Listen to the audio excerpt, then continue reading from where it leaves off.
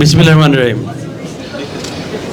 News নারায়ণগঞ্জের 14তম বর্ষে পদার্পণ উপলক্ষে এবং গণ অভ্যুত্থানে আহত গণমাধ্যম কর্মী ও নির্ভীক সম্পাদকদের সম্মাননা প্রদান অনুষ্ঠানের আজকের অনুষ্ঠানের সম্মানিত সভাপতি এবং সম্মানিত প্রধান অতিথি, বিশেষ অতিথি এবং সাহসী নারায়ণগঞ্জবাসী, আসসালামু আলাইকুম। আপনারা সবাই ভালো আছেন ইনশাআল্লাহ?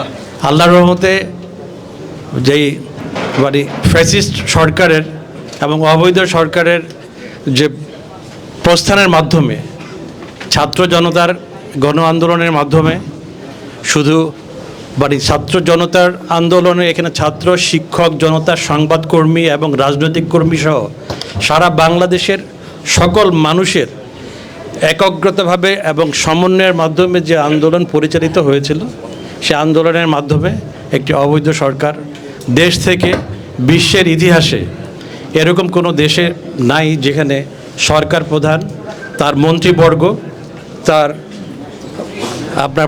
পার্লামেন্টের সদস্যবৃন্দ সহ নেতৃবৃন্দ সহ একযোগে দেশ থেকে পলায়ন করেছে। এটা বিশ্বের ইতিহাসে কোথাও কিন্তু নাই। আমি কৃতজ্ঞতা জানাচ্ছি নিউজ নারায়ণগঞ্জের যে কর্মকর্তাবৃন্দ, সম্পাদকবৃন্দ এবং বিশেষ করে তানভীর, আমার ঘনিষ্ঠ ছোট ভাই। তার সম্পর্কে দুইটা কথা না বললেই নয়।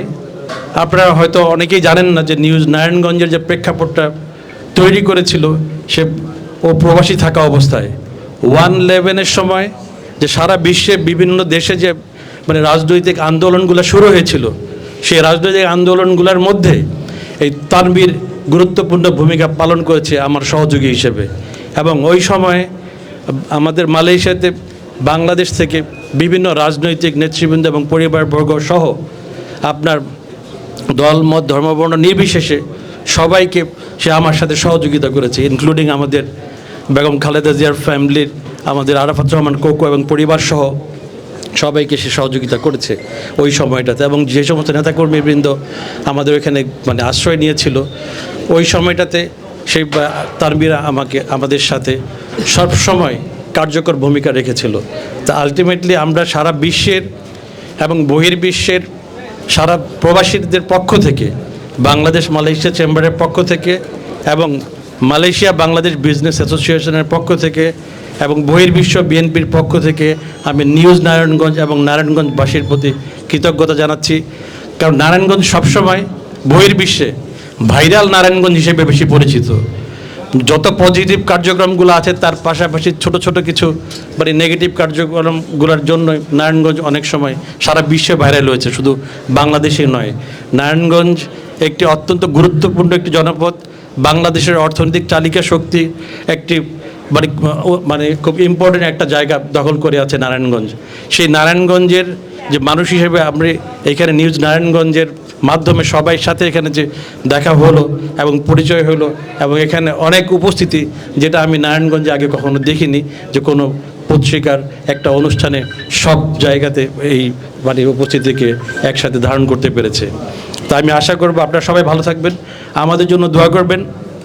ভালোকে আমরা সবাই গ্রহণ করব, খারাপকে বর্জন করব।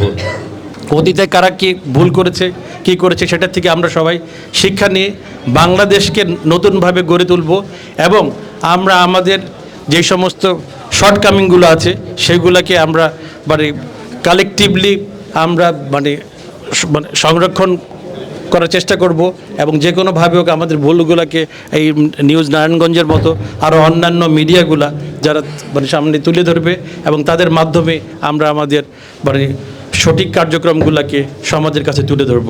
আপনারা সবাই ভালো থাকবেন। আমি এবং আমার পরিবারের পক্ষ থেকে এবং Bangladesh Malaysia chamber of commerce এবং ইন্ডাস্ট্রির পক্ষ থেকে সবাইকে সালাম জানিয়ে আমি আমার বক্তব্য এখানে শেষ করছি।